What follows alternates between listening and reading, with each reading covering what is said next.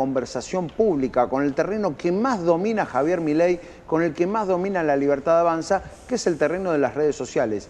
Vamos a comunicarnos ahora con el colega Diego Corbalán, periodista, analista de redes, quien nos va a explicar, bueno, qué es lo que está pasando en ese terreno, qué es lo que está pasando hoy en la conversación, el lugar donde por ahí Javier Milei se siente más fuerte. ¿Qué tal, Diego? Buen día, ¿cómo estás?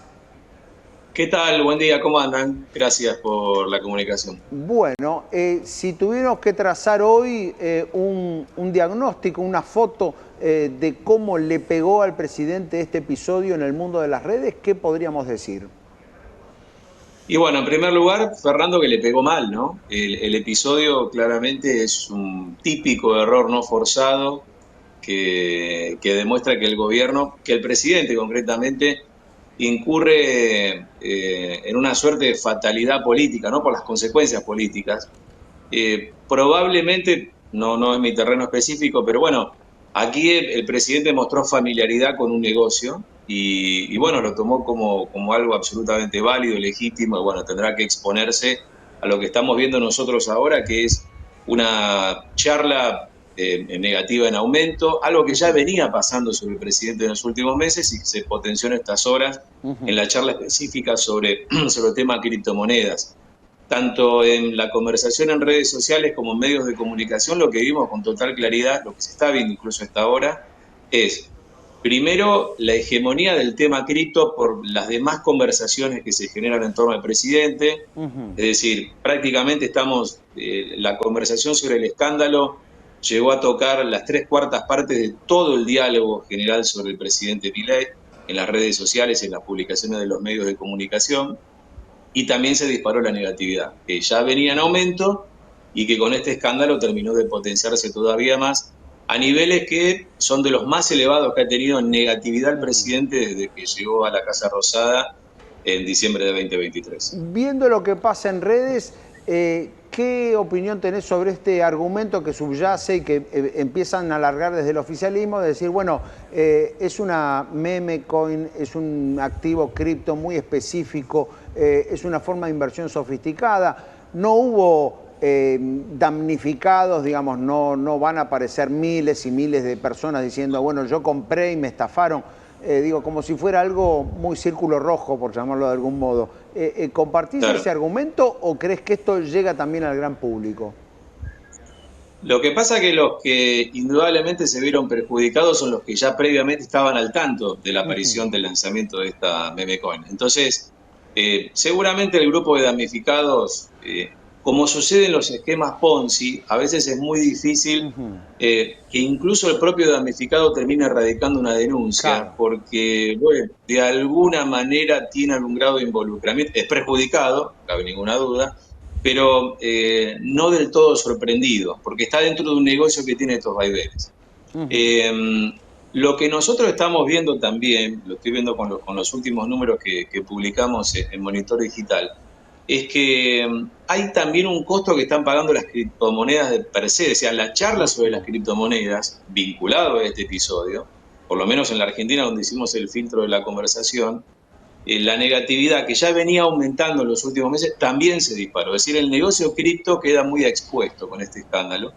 Y me parece que aquellos que no tenemos demasiado conocimiento de qué pasa al interior de este negocio digital, bueno, empezamos a mirar qué está sucediendo ahí adentro y yo supongo que esto no debe ser muy conveniente para el mundo cripto, ¿no? Sin conocerlo, pero intuyo que... Totalmente, vos decías muy bien, ¿no? El negocio cripto quedó muy expuesto, por eso estaban furiosos todas las exchanges, ¿no? Porque Claro, ahí sí pasa por ahí al público más tradicional, que entonces por esto deja de invertir en cripto en general. exactamente.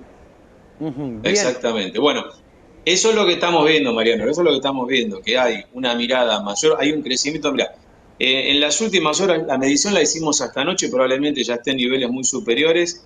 De enero a febrero, la conversación sobre criptomonedas en redes argentinas ya se disparó más del 200%. Seguramente ya debe estar en el 300 y camino al 400%. Es decir, veníamos de alrededor de 100.000 menciones mensuales sobre criptomonedas en las redes sociales argentinas y estamos ya superando cómodamente las 300.000 y probablemente camino a las 400.000. Es decir, hay una sobreexposición del negocio cripto ante este desliz del presidente y una consecuencia para el negocio, bueno, ahí ya francamente no sabemos qué va a suceder. Pero vos decías al principio, Fernando, algo que yo coincido plenamente. Hay un costo político por un lado y hay un costo reputacional del presidente. Esto es lo que nosotros vemos midiendo no solamente lo que se conversa sobre el presidente, sino lo que se conversa sobre el gobierno. Claro, Y en los y dos en ese campos caso, de Diego, análisis, sería además, digo, el primer gran golpe en ese sentido, en lo reputacional, por ¿no? supuesto. Un Sí, presidente que uno se jacta, casi podríamos decir con razón, de su honestidad personal, de que en su gobierno no había habido hasta ahora casos de corrupción, que ante cualquier duda, si un funcionario me genera alguna duda, lo despido de inmediato, etcétera, etcétera. En ese caso aparece el presidente ligado en forma directa y promoviendo en forma personal un emprendimiento privado absolutamente oscuro. Claro. El presidente tuvo algunos momentos críticos. O sea, cuando el presidente asume y anuncia el plan de ajuste, ahí la negatividad en redes se disparó por primera vez desde que es jefe de Estado. Ese fue el primer gran mojón negativo, digamos. Después el presidente fue recuperando terreno, fue logrando músculo político, su gabinete, que estaba fuertemente cuestionado por impericia, empezó a tomar cierto control de la botonera del poder, en fin. El presidente ahí empezó a recuperar, el gobierno también, y logra el pico de positividad, siempre dentro del terreno negativo, pero menos negativo, lo logra. Primero el 9 de julio del año pasado, los festejos de la independencia, fue una especie de cenit que capitalizó no solamente Milei, sino también Victoria Villarroel. Después ya sabemos todo lo que pasó entre ellos dos. Después vino un momento de declive y el presidente logra de nuevo recuperar buen sentimiento de charla en noviembre del año pasado, entre octubre y noviembre. A partir de ese momento el presidente y su gobierno empiezan a sumar negatividad en las redes, un poco por las críticas en aumento de la oposición y también porque se pone negativa la charla de los propios libertarios, que hacen un ejercicio muy raro de la defensa del presidente y es promover un diálogo negativo.